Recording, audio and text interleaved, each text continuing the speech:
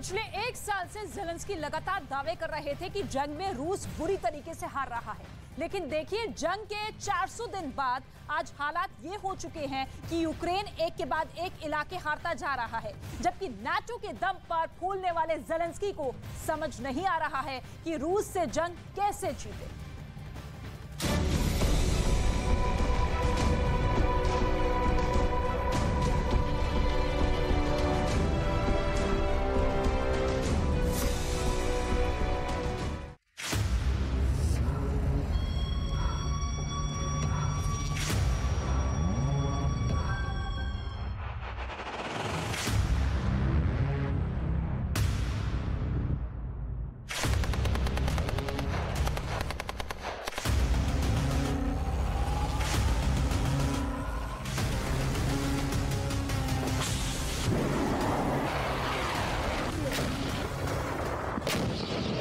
आखिर 400 दिन की जंग के बाद यूक्रेन के कमांडर क्यों कहने लगे हैं कि यूक्रेन के बखमूत पर रूस का कब्जा होने जा रहा है?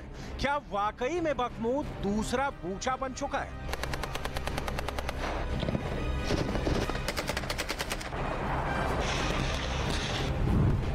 डिफेंस एक्सपर्ट्स किस आधार पर यह दावा कर रहे हैं कि रूस ने 47 हमलों से पूर्वी यूक्रेन को लगभग जीत लिया है?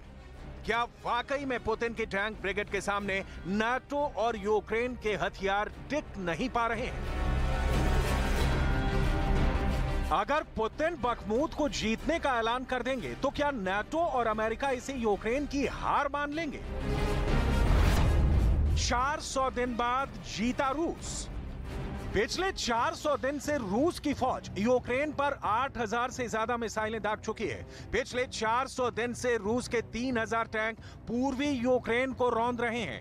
पिछले 400 दिन से पुतिन का रूस नाटो और अमेरिका के हथियारों को चुन चुन कर तबाह कर रहा है। यूक्रेन में रूस का स्पेशल मिलिट्री ऑपरेशन इस वक्त जीत के बेहद करीब पहुंच चुका है। डिफेंस एक्सपर्ट्स दावा कर रहे हैं पुतिन के 50,000 सैनिकों ने पूर्वी यूक्रेन का किला कहे जाने वाले बखमूत को यूक्रेन का दूसरा बूचा शहर बना दिया है, जहां की 70,000 की आबादी बखमूत छोड़कर या तो भाग गई है या फिर इसमें से बहुत से लोग मारे जा चुके हैं। बखमूत में रूस ने 30 फीट इलाके पर कब्जा करने के लिए अपने 1000 सैनिकों की कुर्बानी दी है। कुछ जानकारों के मुताबिक 70,000 की आबादी वाले बखमूत पर कब्जा करने के दौरान रूस के अब तक 30,000 से ज्यादा सैनिक मारे जा चुके हैं। लेकिन पुतिन का रूस बखमूत पर किसी भी कीमत पर कब्जा करने पर उतारू है। ज़ेलेंस्की के यूक्रेन के लिए बखमूत नाक की लड़ाई माना जा रहा है, लेकिन अफसोस ज़ेलेंस्की का यूक्रेन बखमूत लगभग हार चुका है और इसके संकेत मिलने लगे हैं। बखमूत बना दूसरा बूचा।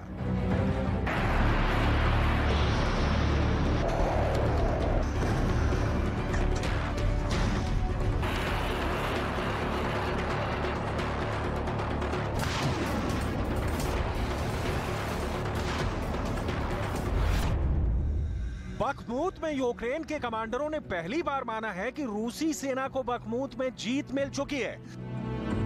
रूस ने बखमूत को बूचा की तरह तबाह कर दिया है, लेकिन वहीं यूक्रेनी सेना यह भी दावा कर रही है कि उसने बखमूत में रूस के 47 बड़े हमलों को नाकाम कर दिया है, जबकि रूस दावा कर रहा है कि उसने सोलेदार के बाद बखमूत पर दूसरी बड़ी जीत हासिल कर ली है। यूक्रेन के राष्ट्रपति ज़ेलेंस्की ने भी बखमूत पर बयान देते हुए कहा है कि अगर बखमूत रूस जीत लेगा तो फिर यूक्रेन के लिए जंग में हालात बेहद खराब हो जाएंगे। ज़ेलेंस्की ने भी माना है कि बखमूत में हथियारों की कमी की वजह से यूक्रेन के सैनिक रूस का मुकाबला नहीं कर पा रहे हैं। ज़ेलेंस्की ने तो यहां तक कह दिया है कि मैं बखमूत में अपने सैनिकों को मरने के लिए नहीं भेज सकता। यूक्रेन के कमांडरों और ज़ेलेंस्की के बयान से साबित होता है कि यूक्रेन भी ये मानकर चल रहा है कि बखमूत से रूस को खदेड़ना लगभग नामुमकिन है।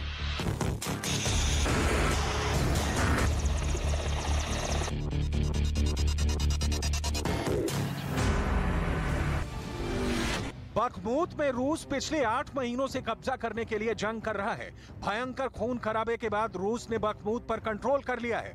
रूस के लिए बखमूत रणनीतिक तौर पर बेहद खास शहर है, जहां से यूक्रेनी सेना की सप्लाई लाइन को काट दिया गया है। बखमूत में रूस के तोपखाने ने यूक्रेन की पहली रक्षा पंक्ति के चीथड़े उड़ा दिए, जबकि दूसरी और तीसरी रक्षा पंक्ति को रूस की टैंक ब्रिगेड ने सीधा हमला करके ध्वस्त कर दिया।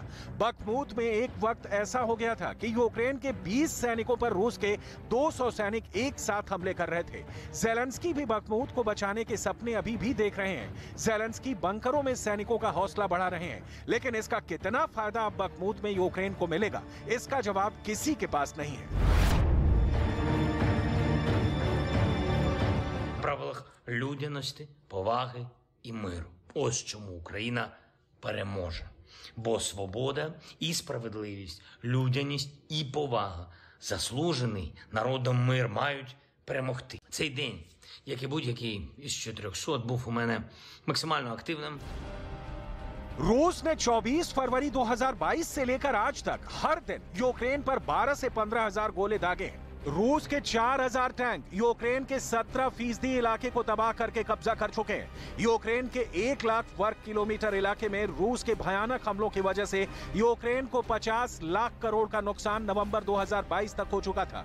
नाटो और अमेरिका के हथियार यूक्रेन के लिए सिर्फ खिलौना साबित हो रहे हैं। रूस ने नाटो के हथियारों को चुन चुन कर निशाना बनाना शुरू कर दिया है। आप इसी से अंदाजा लगा सकते हैं कि रूस किंजल और इस्कंदर जैसी मिसाइलों से यूक्रेन के 13 शहरों पर हमला कर रहा है। हर दिन 100 हमले रूस यूक्रेन के पूरब, दक्षिण और उत्तर में कर रहा है, जबकि रूस की S-300 मिसाइलें हमला रोकने की बजाय हमला करने वाली मिसाइलें बन चुकी हैं। पुतिन के बेहद करीबी दिमित्री मेदवेदेव ने साफ कर दिया है कि बखमूत जीतने के बाद अब रूस और बड़े हमले की तैयारी कर रहा है।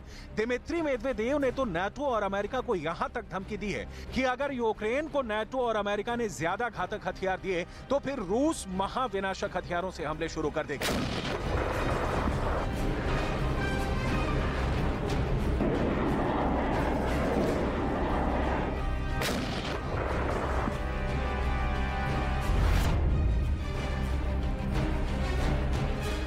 Поставок иностранного оружия на Украину в конечном счете приближает вот этот самый ядерный апокалипсис. Это не означает, что он состоится. Я уже об этом говорил. Но всадники апокалипсиса, они в пути, и они продолжают свое движение. रूस ने पूर्वी यूक्रेन के बड़े इलाके पर हमले बहुत तेज कर दिए हैं। रूस के 3000 टैंक अकेले पूर्वी यूक्रेन पर ही हमला करने में जुटे हैं। वहीं पुतिन की 2 लाख फौज रूस के पश्चिम में स्थित यूक्रेन की राजधानी कीव पर बड़ा हमला करने जा रही है। पिछले 3 हफ्तों से Kyiv, Dnipro, Kherson, Kharkiv, Sumy, Zaporizhzhia, Luhansk oblast में 300 से ज्यादा ड्रोन हमले हो चुके हैं, जबकि 1500 रॉकेट रूस दाग चुका है। लेकिन अब रूस ने बखमूत को बूचा बनाकर साबित कर दिया है कि जंग के 400 दिन बाद अब यूक्रेन पर 4 लाख सैनिकों से बड़ा हमला होगा, जो यूक्रेन पर जीत हासिल करने के लिए रूस का आखिरी हमला हो सकता है।